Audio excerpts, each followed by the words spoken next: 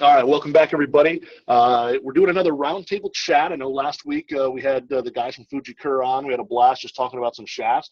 This week we are fortunate here to basically have Golf Pride with us as well. So we've got Bruce Miller, Burton Christie, and Brett Zollman, all here from Golf Pride. We're going to talk a little bit about some grips. We've also got GolfWRX's Ryan Barath, the man with the mustache there.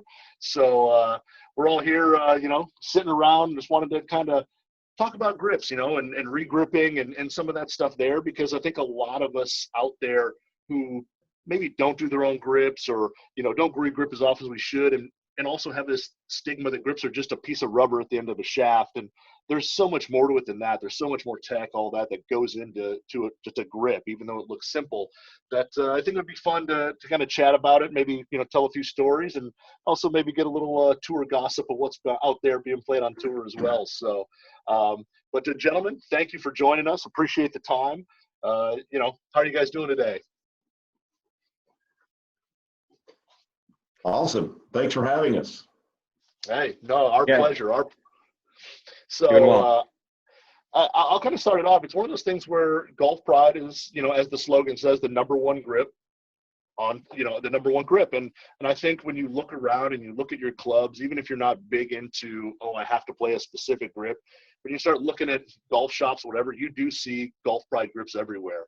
And is this just one of those things that it's, that kind of motivates you to continue to try to be number one? Is it one of those things where it gives you access to maybe ideas that you can kind of run with that maybe other smaller companies can't? What does it mean to kind of be the number one grip in golf? Because that's kind of a big thing,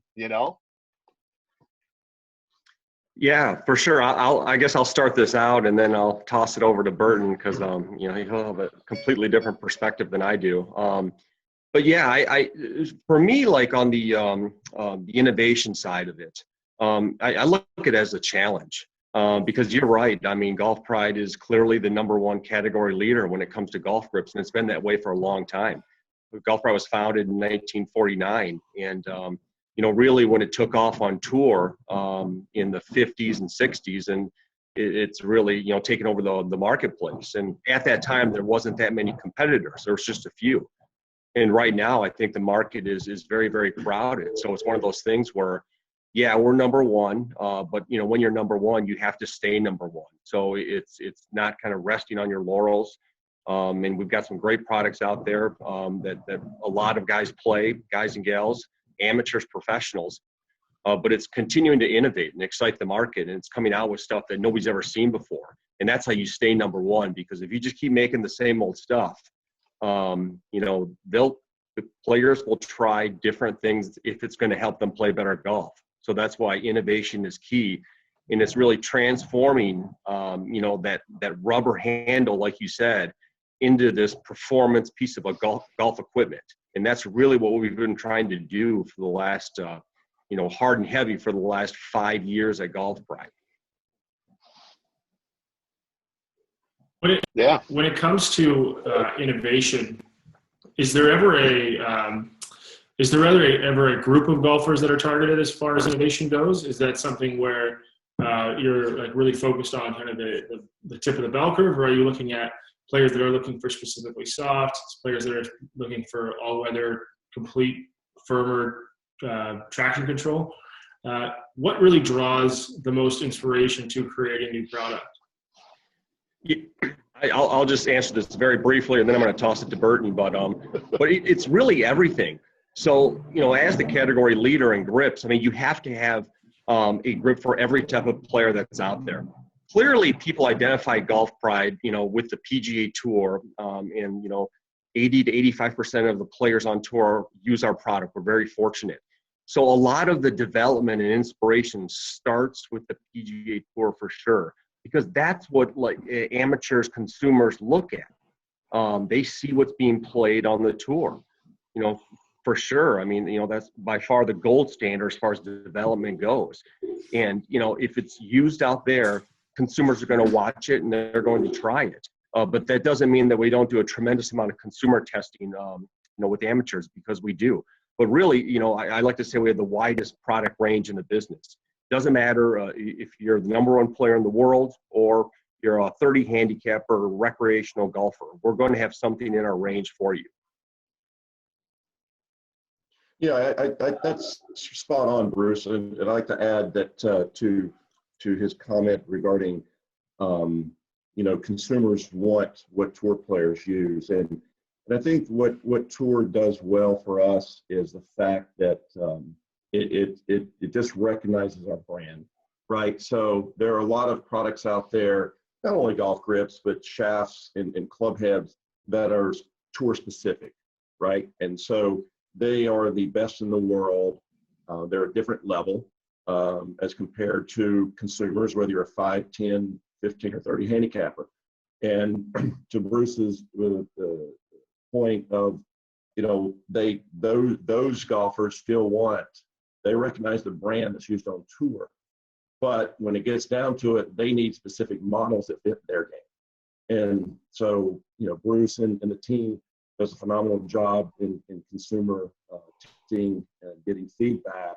And so that's where we do cover, the gamut really, as far as what models we come up with, because we want every level of golfer to have a grip that fits their needs. And you mentioned tour and some of these guys. Sorry, Ryan, go ahead. No, go. The question I was going to ask was, like, as far as trends are concerned, we're seeing a lot more reduced taper style grips. Was that something that was driven from tours? I know I used to hear it all the time. Was like, I think like Phil was always one that you'd always hear about, where you put extra wraps under the bottom hand. And so was that a driver, or was it, talking to your retail partners and hearing oftentimes that, this trend has kind of worked its way down to consumers, where maybe we should create a grip like that, because we see it now. And I remember when the +4 first came out, I was, gripping golf clubs in a shop, a lot of golf clubs every day.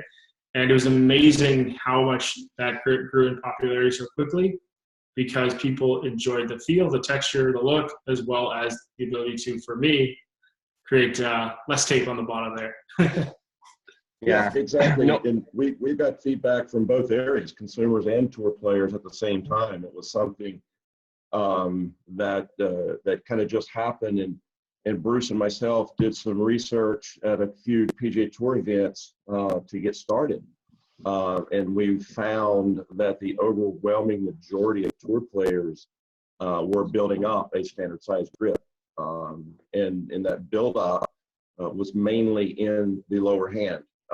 Now, it wasn't a type of build up where every player did the exact same thing, but overall the consensus was it was a lower hand. And so therefore we were able to develop the +4, as you stated, the MCC +4. And Bruce and the team has since then evolved that into the Tour Velvet, and we're still looking at other models. But that is one trend that started, Bruce, the MCC +4, was that 4 years ago? Yeah, exactly. And Burton's spot on with that. And it was a combination of exactly what Burton said, what we saw on tour. And we're fortunate in the fact that so many, guys on tour play our stuff. We can look at that data like nobody else. I mean, we can stack it up, cut it up, and pick out these little nuggets and trends and turn that into retail product. So it was what was happening on tour. The players were building up their grips, mainly centered around the lower part of the grip, the lower half. But also it was happening at retail as well. And when I say at retail, I mean, we're talking about stuff that's sold at pro shops, obviously your big box stores, golf sporting stores, all that stuff. But the fact of the matter is, over the last 20 years, mid-size and jumbo grips have become huge as far as sales go. It used to be, for you rewind, it was mostly standard size grips that were sold, because still, for the most part, that's what all the OEMs who we make the grips for, they put on their clubs. They'll put standard size. Some of them are getting into the +4. But what you see at retail is a lot of these players that would buy those standard size grips installed, they would rip them off and put mid-size on, or they would put jumbo on, or they were trying to build up standard size artificially. But what happens when you build up a grip artificially, because I see this all the time, a player will come in there and they'll buy a standard size grip and they'll be like, well, put like 6 or 7 wraps of tape underneath. I'm like, well, why don't you just get a mid-size? They're like, well, this is the way I've always done it. Well, okay, that's great, but here's what happens when you put that many wraps of tape under a grip. You're going to stretch that grip, and it's like a rubber band. When you stretch it, you're going to make the material walls like a lot firmer than they should be, and you're going to stress that material, so it's going to wear out a lot faster. So I always tell people, like, with the invention of the +4 and certainly all the range of sizes that we have, you shouldn't have to mess around building up grips anymore. I mean, we've done all the heavy lifting for you. It's going to come out of the mold exactly to the size you want. But there's some guys out there, and I'm taking tour completely out of it because those guys have such an exquisite, acute feel. I'm talking about your general player. When they come in and say, yeah, I'll do a mid-size but +2 wraps, and I just kind of look at them funny. I'm like, well, hang on a second. I mean, you're probably not going to feel it to the material wall, but then you're going to make that grip, a lot firmer than it should be. So it's not the original intent performance-wise of that grip. So be careful when you build them up. Yeah, Ryan, it's not just, Bruce touched on, it's not just the +4, the lower hand. We've seen across the board on specifically, we closely watch and measure our usage across the 5 major worldwide tours. And so what we have seen, whether it's the PGA Tour, the European Tour, Brett is out on the Korn Ferry Tour. He covers the LPGA and college as well. Even across those tours, bigger is trending overall, mid-size, even some jumbo. Good point, Burton. I think, even going off of that is the tour area, and that's kind of like it's almost like a testing ground for us, almost to the point where we can identify trends out there. Those are the best players in the world. They have access to all the equipment that they would want or need. They can tinker with things. They could try in a day. They could try 7, 8 different tape configurations in a day and get exactly dialed in how they like it, what they like. And the public just doesn't have that access or the ability to be able to do that typically. I'm sure there are a couple people that have, some shops and things that they can do some stuff in. But for the general public, I would say, they kind of go off of what a tour player does. If they hear that Phil's building up his grip in the bottom hand, they're going to go, well, maybe I should try to I should try to build my grip up in the bottom hand. So we kind of take the trends that we see out there and try to apply them across the board, down and let everybody be able to kind of take advantage of what the tour players have discovered. And you guys talk a lot about tour, and on tour, cool. like you said, like tour drives a ton of what consumers want to try, whether it's a grip, a shaft, a head, anything like that. But does it also make it a little difficult because you do have some tour players out there who play product that is no longer made? I mean, I know in our forum you'll see all the time guys scream for V55 cord needs to come back. That needs to come back. That's always the grip that everybody demands. And on tour, you see some of these things like Stenson plays, a golf right grip that doesn't exist anymore. Does that make it sometimes tough because people always, because the squeaky wheels, always typically get the oil, but they're the ones that you hear, and they're the ones you say, well, bring this grip back and bring that back. When you're trying to focus on, well, here's the next thing, and here's why this is maybe a little better than what that grip was. Does tour kind of also make your job a little difficult because of that?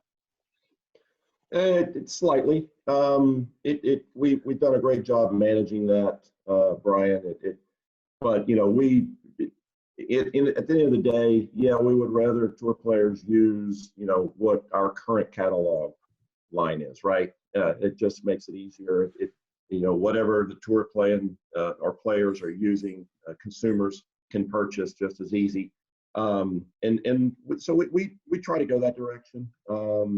At the same time, though, we have to keep what the guys want and girls.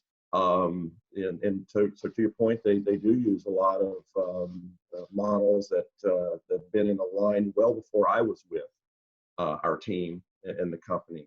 So it's like that. Bruce was spot on earlier that they have a very cute feel. They know exactly what they want, and it's the only part of the club that you touch. And so with that, the size, the material, the firmness or softness, the cosmetics, they're dialed in. And once they get dialed in, it's very difficult to change that, because it's that feel. They can close their eyes and know exactly what that is, where it fits in their hands. It's extremely specific, and we need to cater to that, and so we do a good job doing that.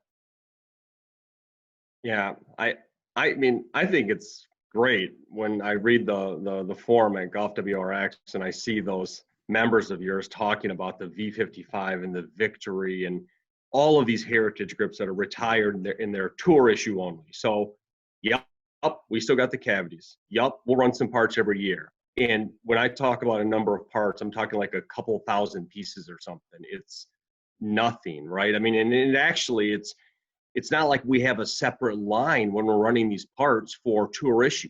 So when we're making V55 full cord or full cord Victory grips, which by the way was launched in 1958 and retired in 2006, we're shutting down the line for MCC, or we're shutting down the line for Tour Velvets to make them.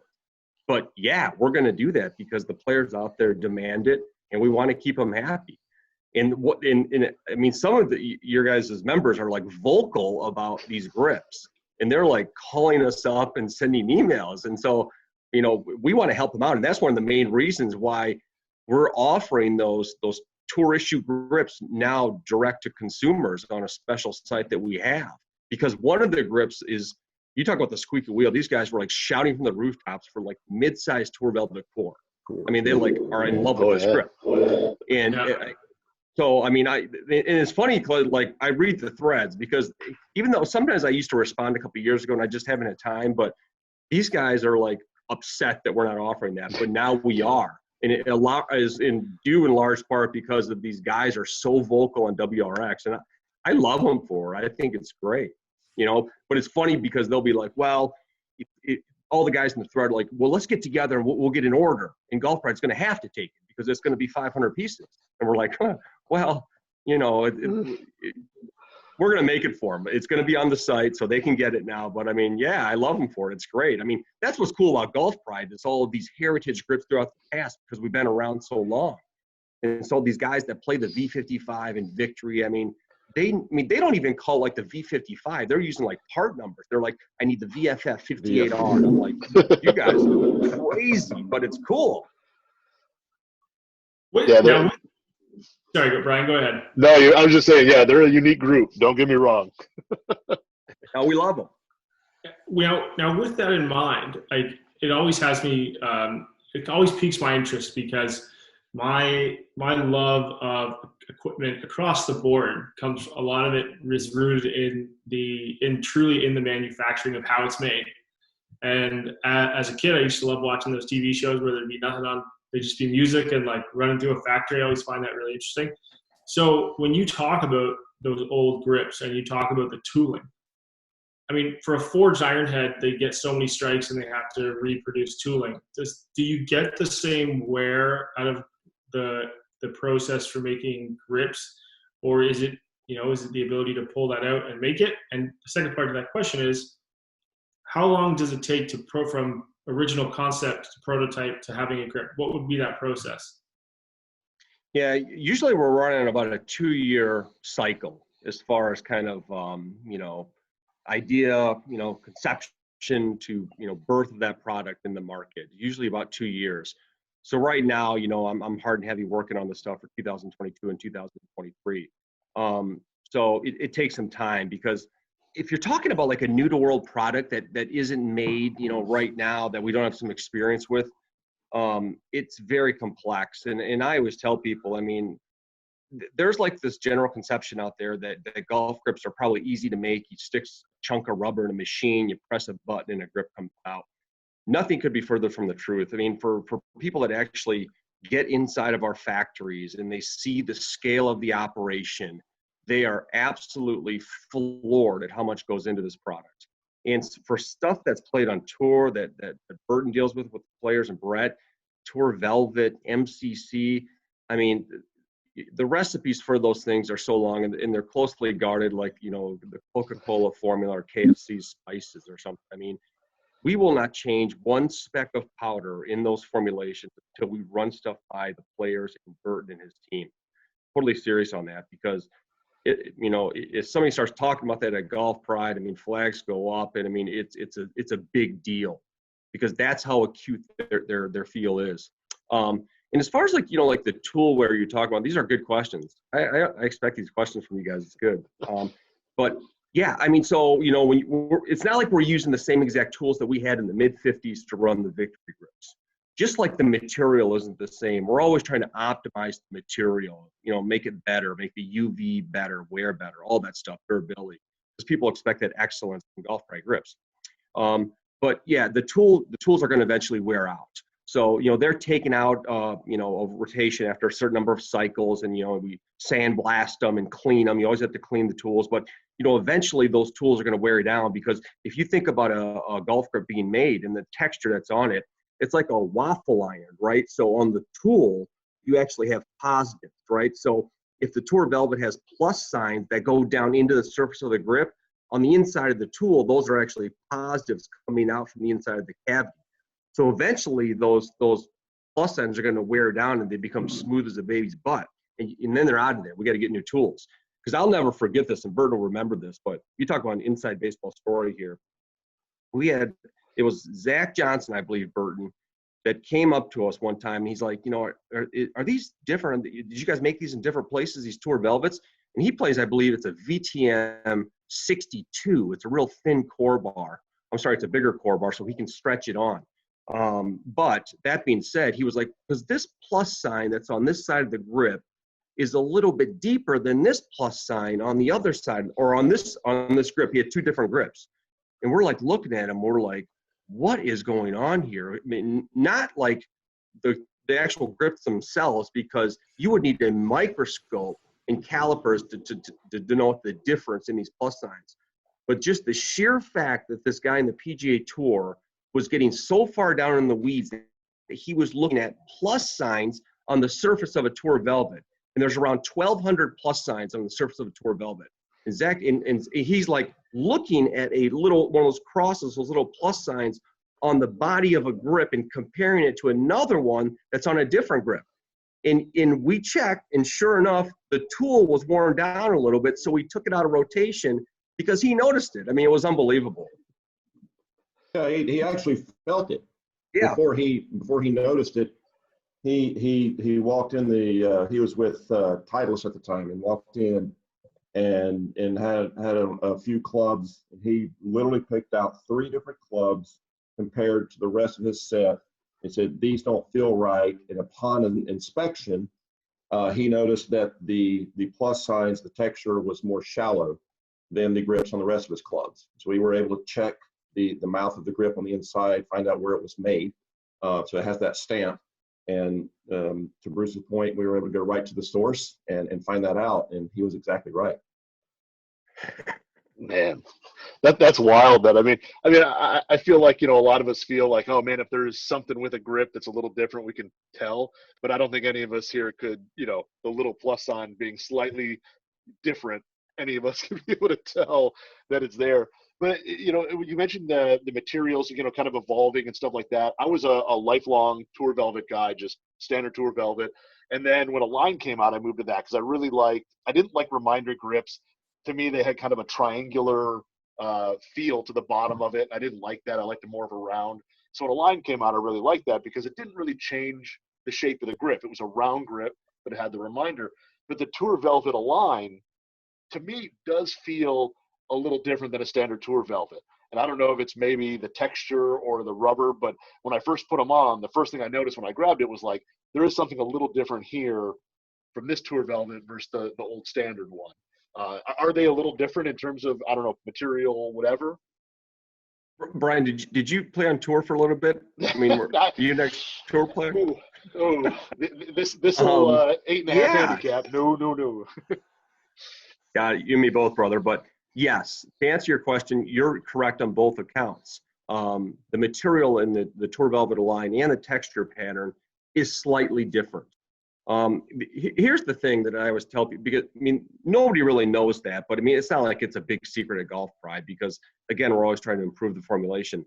with the original Tour Velvet at Golf Pride, I mean, in Burton, I mean, we just call it the VTM. I mean, that's like the part number, and that's what everybody calls it, the VTM. If anybody says VTM, that's Tour Velvet. But that grip has the most natural rubber in it than any other grip in our range, natural rubber.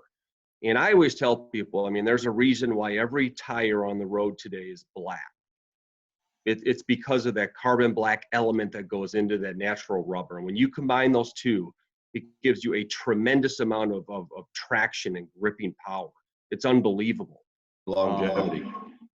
Absolutely. I mean, it feels so good when it's brand new. It's unbelievable. And you know, that's one of the reasons that, you know, so many players on the tour play it, because Tour Velvet, it's an all black grip. It's got a Golf Pride logo and the cute little white rings at the top and in the mouth of the grip, and looks very plain, but that thing is a high performance grip. I mean, think about it like racing slicks on a tire.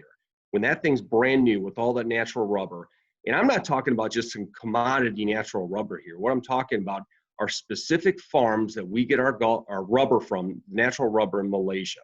I'm talking specific kind of cluster of trees that we tap to get this stuff. It's the best in the business. And everything is about the quality of the ingredients when you make golf grips. And I think when you feel our stuff and you feel our competitors, there's a difference. And a big part of that is the plantations that we get this rubber from, Malaysia, Thailand. Specific stuff is, it's not like we're just going out and buying what's ever on the market. That's not the case. So it's a combination of that natural rubber and carbon black. And the material that's in the Tour Velvet line, it has a lower concentration of natural rubber. It doesn't mean it's a crappier grip, because it's not. It's just because it has a higher concentration of synthetic rubber in it. But also the texture pattern is slightly tweaked a little bit. Still has the plus signs, but there's just a slightly different surface to dimple ratio on that grip. So the actual dimensions of that plus sign are exactly the same, but the cluster of orientation on the surface of the grip is a little bit different. So it gives it just a little bit different feel. That's pretty astute for you to pick that out, because most people couldn't pick that out. But you know, by and large, you know, it's roughly the same grip. But if you have like superhuman acute feel, like obviously you do, then you can tell a difference. Good for you. Yeah, that's true, Brian. You know, we've seen that on tour. To your point, that a lot of players who play VTM Tour Velvet in a standard rib reminder, right? So once the VTM in a line was introduced, the guys immediately tried that for the main reason, because the actual rib reminder was more enhanced. It had a more enhanced feel. So you want that rib. If you like a rib, you want that as big as possible. Okay, so that's the key, and we were able to get right on that limit that's allowed by the USGA. And number two, they kind of found out as they went along that material was slightly different in favor of what the tour players were looking for. You know, they want something that once you get a rib grip on, if you're a rib player and you get that on exactly the way you want it, you get it in that right position, you don't want to mess with it. You don't ever want to take that off. So the longevity of the grip, the material lasting as long as possible is key to those guys. And they noticed it right away. When I say right away, a few weeks, months down the road, they're like, we don't really have to change this much now compared to, you know, my dad's old Tour Velvet in the standard rib. So the team did a great job with enhancing that material. It's a better feel. It lasts longer. It just overall, some guys say it feels tackier. It has more traction to it, and they nailed it. It's a great grip, just not only for the align and the size of the rib, but for the material and how it feels as well. That's actually become more prominent than just the rib itself.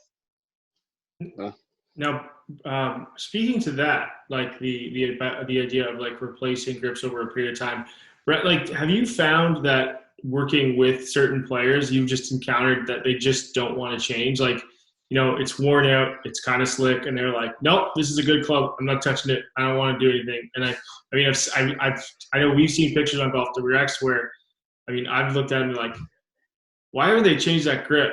Or as someone who builds golf clubs, I'll say, man, someone needs to turn that barrel down properly. But a lot of times you see these kind of slightly worn grips, and like players just don't want to change. Have you seen a lot of experience with that, where like there's a certain player potentially, maybe you can or cannot speak on that like specific, but where they just, they don't want to get out of that one club that's got that one grip on it? Yeah, I mean, we definitely see a lot of that. I would say the majority of players like to switch. They like to freshen things up. They like to keep things, maybe on a 2 or 3 week basis. They'll change and just make sure they have, fresh rubber on their clubs. On the other hand, there's probably a couple of guys that won't change throughout the year. They'll put a set of grips on. They'll play 30 events. They'll play Lord knows how many rounds of golf with those grips, and once they have them installed where they want them, they don't want to change it. Now there is a point where the grip will kind of become too worn out, and it'll actually start hindering your performance rather than being where you want it, maybe situated on the grip or on the club. But for the most part, people like to change. There is one player that I've dealt with for a couple of years on the web.com Korn Ferry Tour, Jonathan Randolph, and he is particular about his grips to the point where he won't change. We literally change the first event of the year every year, and that's it. And he won't change after that. He'll just, they're good. If he gets a new set of clubs, well, then they'll have new grips on them, but that's fine. But he'll use the same set of grips on the same set of clubs year round through Florida, through wherever he's playing, South America. And not my preference, but if it works for him, then great. And we just kind of make sure that we keep checking in with him, making sure that he's comfortable with them. And as long as they're comfortable, it's their livelihood, it's their career. They can do what we want, and we'll try to make it work as best we can with them. Yeah, I can imagine like it being maybe a little bit more specific towards putter grips, like think of like pro onlys or things like that, where once it's on there and it's lined up, even if it's like jokingly slightly crooked, but it works for that player. I mean, I've been there where I know a grip may be slightly off, but I just love it. I don't want to mess with it because it lines up properly when I go to make a stroke.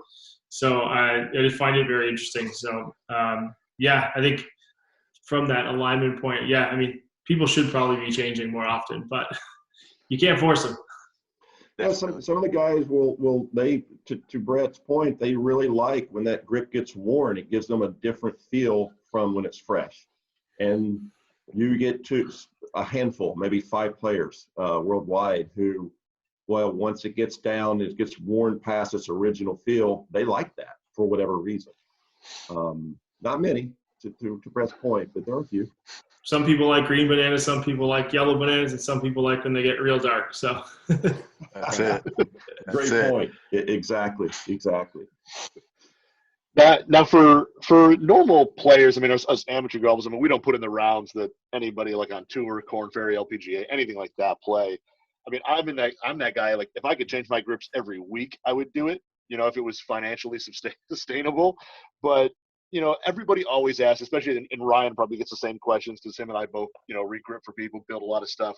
And everybody always asks, like, how long should it take? How long should I, when is the point when I should regrip? And a lot of times it's hard to say because there's people who play, they only maybe play 10 rounds and maybe only go to the range 10 times a year. But the fact that over time, the grip's going to start to dry out and it's going to start to kind of wear anyway, even from just being on the club. But what do you guys say? I mean, in terms of, from the guy who plays 100 rounds a year to the guy who plays 10 rounds a year, I mean, what do you suggest in terms of regripping for both sides of that? Yeah, well, I mean, it's go ahead, Burton. No, I'm sorry, Bruce. That's a great question, Brian. I was not long ago. I was actually in Brett's garage, and we were going through some old equipment that he had in there, and some wedges specifically. He had some different types of some different brands of wedges we were looking, and I noticed some of the grips, some of the wedges maybe looked like they'd never been used, right? So, but pulling those clubs out of the bag, and he's like, Brett, I think you said, I've had some of these for 2 years, never been hit, never been used. And then you look at the grip and sitting for 2 years, it's not, even though it's never been used, never been touched, never been worn by your hands or a glove or wiped down by a towel, you could tell right away it needs to be changed, right? So whether you play a lot or not, a lot of it depends on just the age of the grip, how long it's been sitting around. Yeah, that's exactly right. And I mean, you're spot on, Brian. We were talking about kind of people, they just play a different frequency.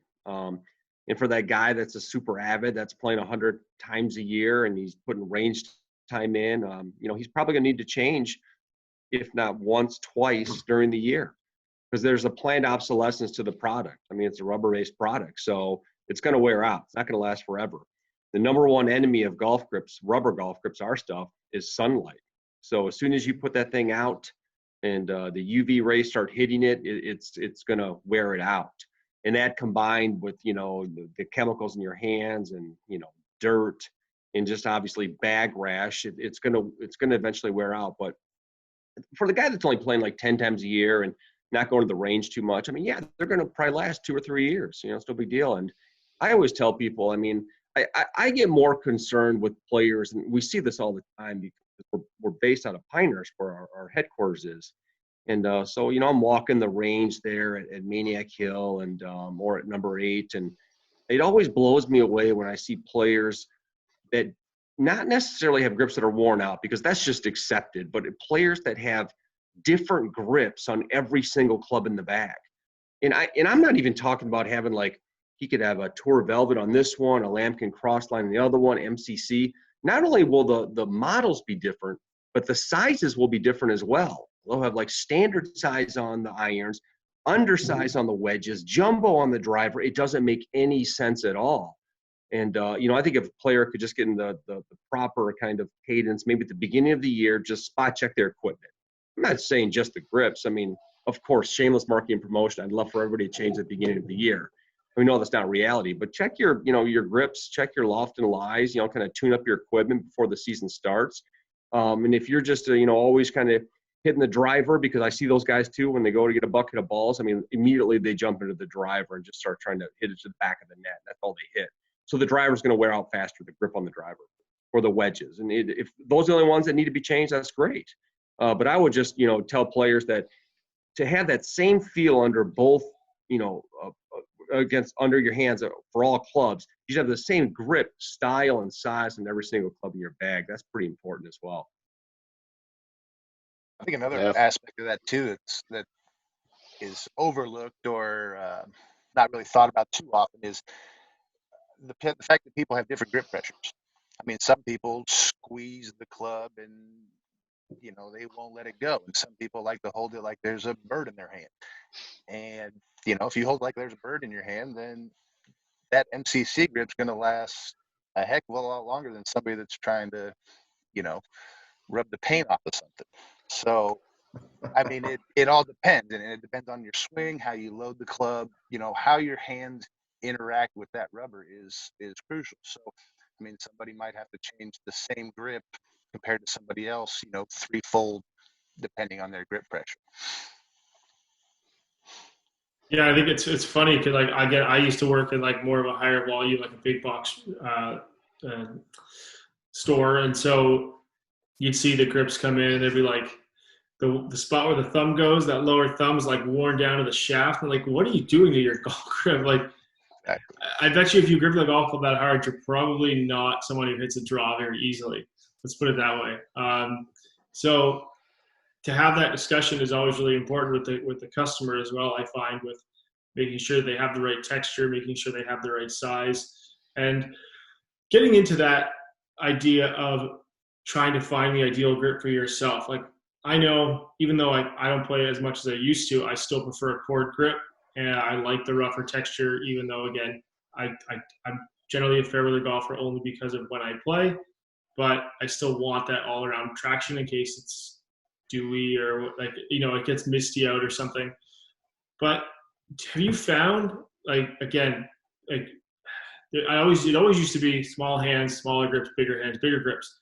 But have you found that idea has slowly dissipated as people are really just fitting into comfort versus looking at specifically size? Yeah, I'll start this, then I'll throw it to Burton and Brett. But yeah, I think it gets back to kind of just the overall trend, at least the last 10 years to moving to larger size grips. Which is why we have the plus four. It's kind of this tweener size. So, because for somebody to jump from standard into mid-size, that's a big jump for sure. But I also tell people that, like, because a lot of people start the fitting process, grip fitting, with size. Okay, let's figure out what size you want. I always tell people, like, listen, we're Golf Pride grips. We're going to have whatever size you want, regardless of which model you pick. It's like buying a pair of Levi's jeans or something. I mean, you want to kind of figure out what style you want or performance you want, and then you're going to get the waist and the inseam. You just assume that they're going to have it. So just go ahead and take that worry out of your head. Assume that Golf Pride is going to make a size that you want, and really focus on that performance first. So which part of the country do you live in? What weather conditions do you play in? Do you wear a glove? Your hands sweat a lot? Do you like that super firm, responsive grip because you want the feedback? Do you want something that's a little bit softer, on your hand, so you don't feel all that feedback coming up through the shaft? So there's a wide variety of performance models that we make. But after you figure out kind of what you're looking for in the performance of a golf grip, the size should be relatively easy to figure out. And you're exactly right. I mean, if you kind of plotted this out on a chart, most people that have like smaller hands are going to prefer grips that are a smaller OD. Most people are going to fall in the middle of the bell curve that want that standard size or standard size plus four. Obviously, it's skewing a little bit towards mid-size now and jumbo, but it really, if you have large hands, you're probably going to want a larger size grip. Of course, there's always going to be those one-offs where those players that have super small hands, they want a jumbo grip, or people that have like huge hands want a pencil thin grip. That's always going to happen. But I think if you plotted it out, you're going to see that most people fall into that standard and mid-size range. And that's exactly why all the OEMs that we make grips for, they install standard size, because most of the people are going to end up probably playing a standard size. They might move into a mid-size, but at least most people are going to be playing a standard size. But if you look at our overall sales, I mean, standard versus mid-size, I mean, they're almost neck and neck. I mean, that's how many people out there in the market play mid-size grips. It's a ton. Wow, that's kind of wild, because like I said, just from like all the grips that I do from friends, family, whatever. I mean, my dad, my brother, both big guys, big hands. I mean, they play mid-size or jumbo, but pretty much everything else I do is standard. It's kind of wild. I mean, even if my little rack back here full of club, it's all almost standard grips for guys that I regrip. It's kind of funny to hear that there's such a big push towards mid-size and all that, when here locally, at least for me, like, I don't see it. But my sample size is quite a bit smaller than your guys' sample size. It's it specifically on tour, larger grips have grown just for the fact that we've heard comments from players, as well as a lot of swing coaches out there, that larger size, regardless of the size of the player's hand, larger size grips seem to work more, just for the fact that it frees tension, and that's very important to the tour players. Brett mentioned it earlier. You don't want to grip the club like you're just trying to put your hands through the grip to the shaft. You have to have tension-free hands and arms, and we've specifically heard from a lot of tour players and swing coaches that larger grips free up that tension in the forearms and the hands, enabling the players to swing more freer and release the club down the line without flipping it. Tour players, majority of those guys don't like to flip it. You don't want to lose it left. But at the same time, they're able to release it better sometimes than a smaller grip, which enables them to have more grip pressure if it's smaller. So it's been a positive thing across the board with larger grip, whether it's a +4, a mid-size, or a jumbo. The overall consensus is that larger allows you to swing freer down the line without losing control. Tour players do not subscribe to Club Pro, guys. Flip it. Flip it. Flip it. Definitely not. Right. Now, let's talk about I talked about R&D earlier and kind of that process. Is there anything that you can allude to that you're working on now that you have some cool stuff, either as far as textures go or materials, that is just looking towards those next couple of years that you're starting to kind of hear from players or come through as far as just market research that's leading to something new right now that you can talk about, obviously? Yeah, I mean, I'll kind of keep a high level. We've been talking about this at Golf Pride for the last couple of weeks. I mean, this has to be the strangest time in the history of golf. I mean, what's going on right now? I mean, it's tough because, we're not at the office anymore. Golf Pride, our headquarters is shut down because we're in North Carolina and they shut everything down. So we're all working from home. So, we don't have access to the lab anymore and all that stuff. We're still working on this stuff. Plants are still running overseas. But, trying to kind of develop this stuff, future state from your house is more challenging. But we're doing it because eventually we're going to get through this and everybody's going to be getting back on the course.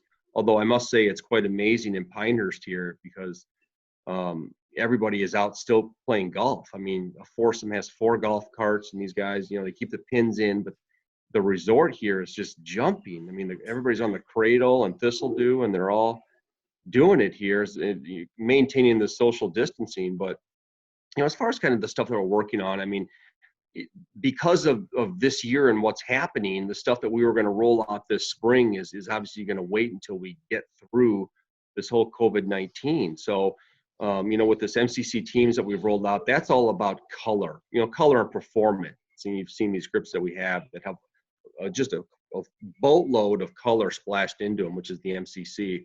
And sometimes, innovation, and what moves the needle as far as selling product can be as simple as that.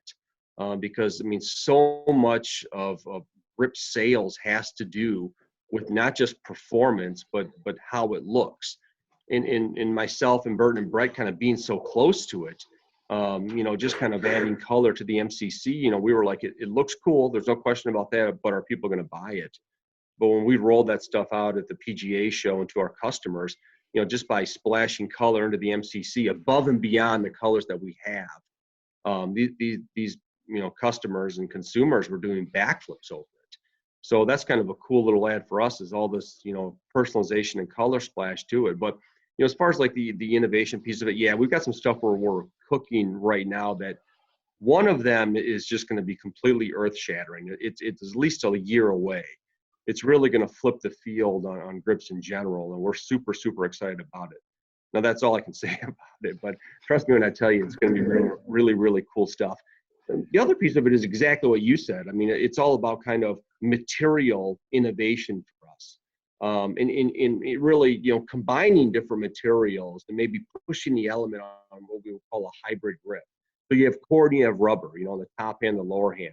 But are there different locations on that grip where you can strategically place texture, where you can strategically place cord, or beef up the OD, or change the geometry of it ever so slightly to amplify performance for the player? So it's all of that stuff, and it's all that stuff by working and developing this product very close to the consumer. And that's exactly the reason we built our headquarters in Pinehurst, North Carolina. If you guys are ever here, we invite you to come check it out, because you'll be absolutely floored at what you see. I mean, it's a world-class facility. You walk in, it's like Google on the inside. It's that cool.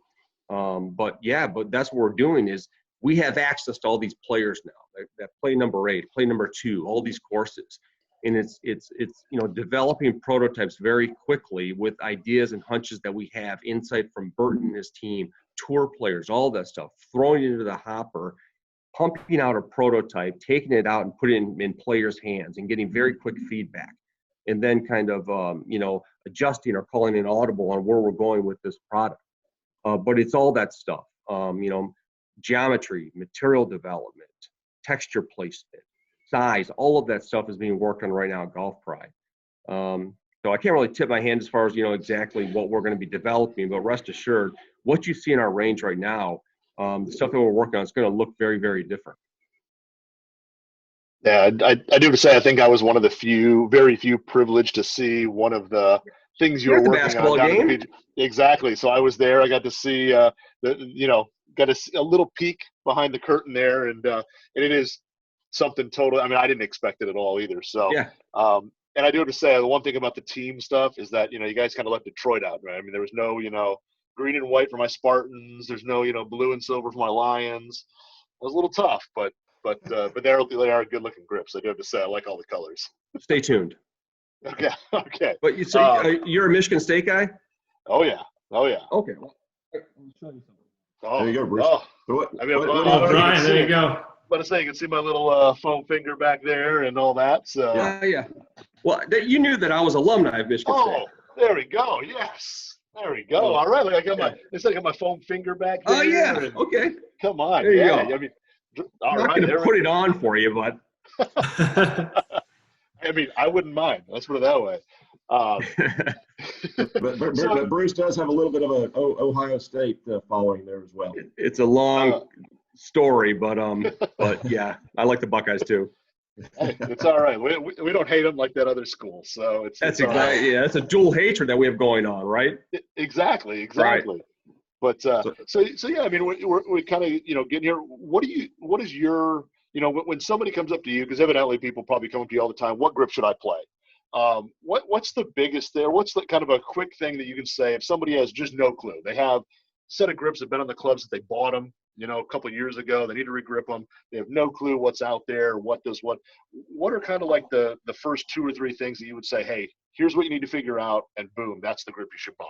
Yeah, usually it's one of those things where it's a conversation that I'll have with them where I'll start I hate to answer a question, with a question type thing, but I always start with, well, what do you like or dislike about the grip you're playing right now? And invariably they answer their own question. They're like, well, it feels a little bit too small. Okay, then we go down the road of, some size, or, this just feels, rough in my hands. Okay, well, let's move into something softer. So it's going to be like this trial and error process to dial in exactly what they're looking for, because that's the thing. I mean, and we just get back to just because a player has small hands, just because a player, swings slow, it doesn't necessarily mean that they're going to play an undersized and they're going to want a CP2 grip on undersized. That doesn't mean anything. So yeah, we can start there, but it's more of this kind of process to kind of work them. And it's a process of elimination to figure out exactly what they want, because you can go through the online fitting tool at Golf Pride. I mean, this, and it can get you probably ballpark to what you want, probably pretty close most of the time. But there's always going to be those one-off players that require something that's exactly the opposite of what you thought they would play. So it's starting with kind of asking them some questions about likes and dislikes, and then kind of getting them into the right pillar, as we would call it at Golf Pride, for the type of grip that's going to fit their game and the performance that they're looking for. Gotcha. Now the other thing too is I think Ryan and I sometimes have differing opinions. We both build a lot of clubs. I'll admit it, he's far better than I am. But when it comes to putting like grips on, I mean, there's the traditional way we have tape, solvent. There's guys now doing air. People have used kerosene or lighter fluid. I mean, there's a million different ways it seems like to grip a club. What do you think is, in your opinion, because you do manufacture a ton of grips and you probably have seen them put on numerous different ways.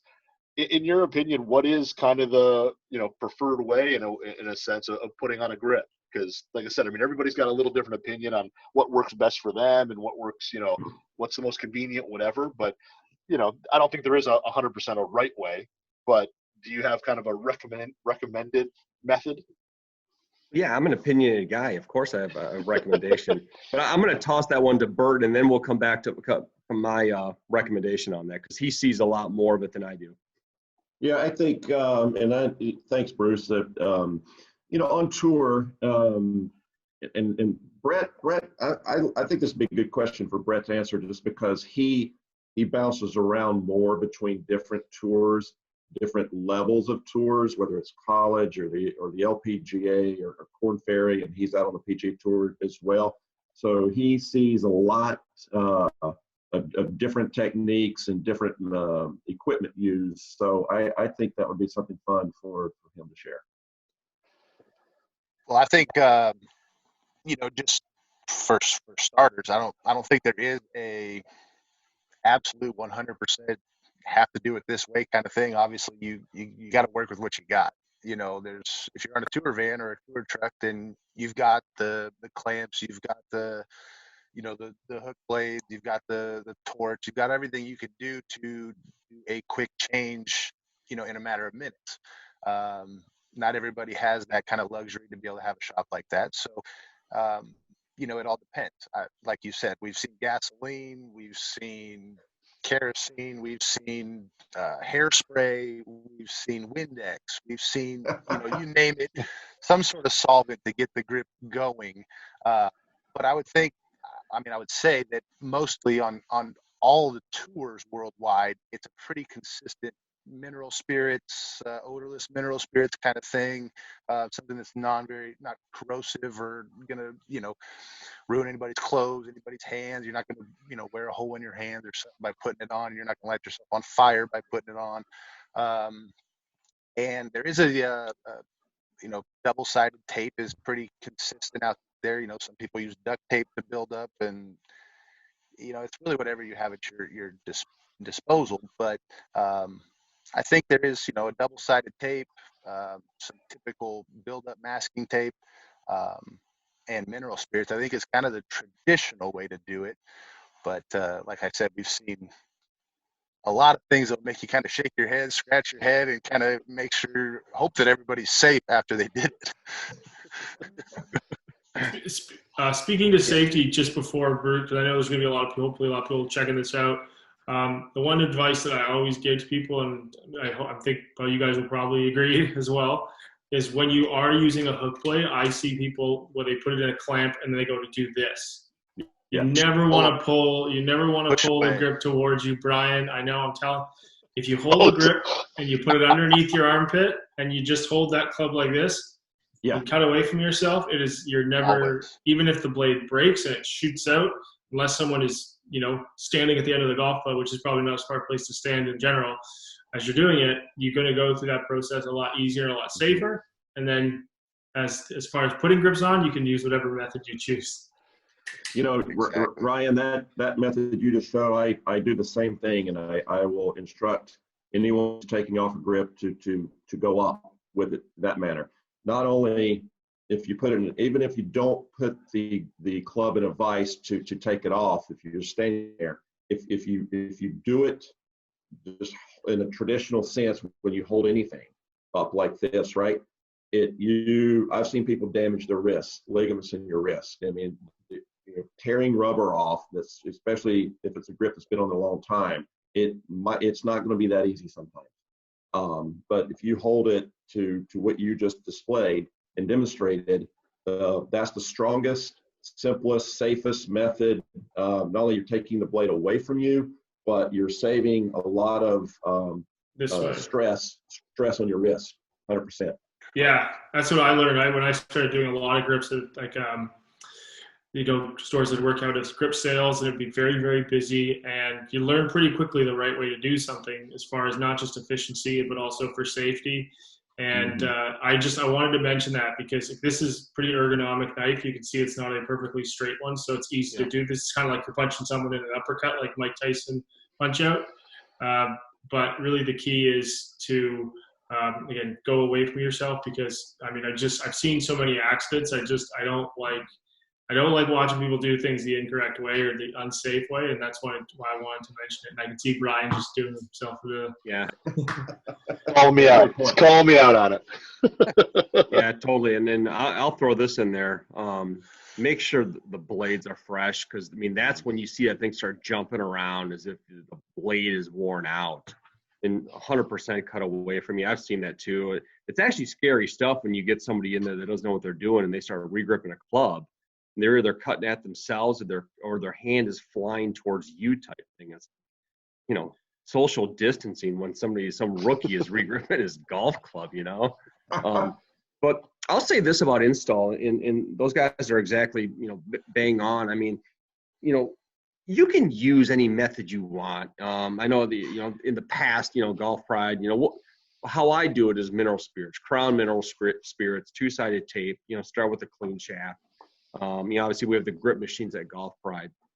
You know how they do it at like OEMs, it's more of a speed process for assembly, right? So, they've got the little dunk tank and they, can pop them on really quick with compressed air. And I don't have a problem with compressed air if you're using a rubber golf grip. But if you start mixing in cord into the rubber, like the MCC or full cord, and you try and blow on a golf grip, that's when you can damage the integrity of the grip. Because you've seen this before, like if you use too much compressed air with a cord grip, you can kind of blow it up a little bit, and then you can start to hear the cord like strands in there crackle. If you start crackling it, or you stretch that rubber out further than it should be stretched, there's obviously resiliency to the rubber, but you don't want to blow that sucker out like a balloon or something and bring it back because you're stretching it too far. Like when you get in an accident or something with a seatbelt, once that seatbelt gets used or, stretched, it's toast. So be careful with the compressed air with that. But, just, use more mineral spirits than you think you need because, you always want to have enough kind of solvent on there. But you just want to make sure you don't damage the integrity of the grip when you install it. And you want to make sure that it's going to adhere to the shaft, and that's why I always recommend two-sided tape versus those guys that do a friction fit where they put just a little piece of tape on the top to get it started. And then it's sticking to the inside of the shaft. And most of the time that'll work, but I've seen it before too, where there's some moisture that gets captured into that, where there's no two-sided tape to grab into the inside of that grip. And then it starts to slip a little bit. And once that grip starts to slip after it's been installed, you're done. I mean, you got to rip it off. Because that's the scariest thing in the world is you start that downswing and that grip tweaks on you. No way. You're done. Yeah, it is. So I think to finish up, one of the greatest things that, Golf WRX, one of our biggest things is what's in the bag. So our biggest thing to go around, and what grip is in your bag? What do you play right now? Right, currently, if you were able to go play, what are on your clubs right now? So I guess we can start for me, which is the upper corner. The tiles are a little different for everybody, but we can start with Bruce and kind of work our way around to Burton and Brett and Ryan. Yeah. So I always have the new products on. So I've got the MCC teams on, and we have a total of 15 different colors in there. I think I have 8 out of the 15 represented in my bag. Nice. So I'm trying out the MCC teams, which is a great feeling grip.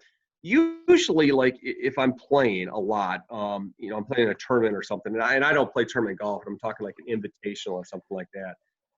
My go-to grip is the VTM 58R. And now we're using part numbers and stuff, but I like the Tour Velvet 58R as far as my go-to grip. But I try everything, and right now I have the MCC teams on. All right. Brett? Yeah, I'm pretty traditional guy right now. I've got Tour Velvet midsize on irons and wedges, and on woods I use the Tour Velvet Align. I like to have something to kind of help me square that club face up a little bit at the bottom. So that's my setup. Nice. Yeah. Brian, I play a lot of golf in Florida. I live in Florida, play a lot of golf there in the southern part of the country. So it's hot and warm majority part of the year, and I sweat a lot when I play golf. So mid-size Z-grip Align. Nice. I like the larger size. I even have 2 wraps of tape underneath, so I build it up a little bit. The cord is great for moisture management, and I'm a big rib fan, or a reminder. I like to put it on just a little bit stronger to make sure the club face is square to strong. So that's on all clubs. That's my grip. Nice. Here we go. Here's my nerd. Yeah, here's my builder coming out. So I was a 580 core grip. I put 2 extra wraps underneath the top hand, not the bottom hand. I actually like the bottom. I actually prefer something that's more taper, and with a corded rib. That's my go-to. There you go. It was, and it's funny, like the little development with the tape under the bottom hand was actually during a fitting when I was at Titleist this past year. I was talking to a fitter, and I know I've built a lot of golf clubs, and I fit myself and fit a lot of players before, but he asked me about my grip, and I just said I've always kind of held a golf club this way. And he said, "You ever tried extra grips under the top hand?" I was like, "No, people are crazy when they try that." And I tried it, and I thought, this is actually perfect. So that's how that developed. I know it's a little bit more unusual, but as soon as I tried it, it was like a light went off, and I haven't changed since. Nice. Yeah, I'm a Tour Velvet Align guy from 3-wood through pitching wedge, and then a Tour Velvet 360 driver and on my 3 wedges. So Nice. I don't like having the rib on the wedges. If you want to manipulate the face, it just feels weird to me. So, and then driver with all the adjustability, and I've gone nuts and gone club connects on all my drivers. So it's just easier to go Tour 360 and Tour Velvet 360 and not have to worry about any logos or anything lining up. Ryan's What do completely you crazy. have there behind you? I mean, that looks like something that Bruce mentioned earlier on the range, where guys have different grips on other clubs. So there's a couple back here for other people. So one of them is a Tour Wrap G2 Black Jumbo. Might be a Jumbo for my brother. The other is a MCC Align, which is for my other brother. And then there's a Tour 360, a Velvet 360 there. And then there's a grip that has a little GolfWRX logo on it that was not Golf Pride back there. That's one of my rack of shafts that I have. So like Ryan, I'm always, it seems like I'm always either tinkering for myself or building something for somebody or what. So Beautiful. but I love it. So but no, I want to say thank you guys very much. Really appreciate you guys taking the time to hang out with us, talk some grips. It's always, it's one of those things where I think so many people get wrapped up in the expensive head, the expensive shaft, and then it's like, whatever grip's on there. And it's cool to know there is, so much technology and so much innovation and all these things that go into a grip that I don't think anybody really thinks about. So it's fun to get to sit down and talk about that, and kind of talk also a little about what goes on tour as well as in the retail market. But I want to thank you, gentlemen, for taking the time. It was great hanging out with you guys. Thank you. Appreciate it. You bet. Stay safe. Ryan, thanks, guys. Thanks a lot. Thanks, gentlemen. Thanks, Ryan.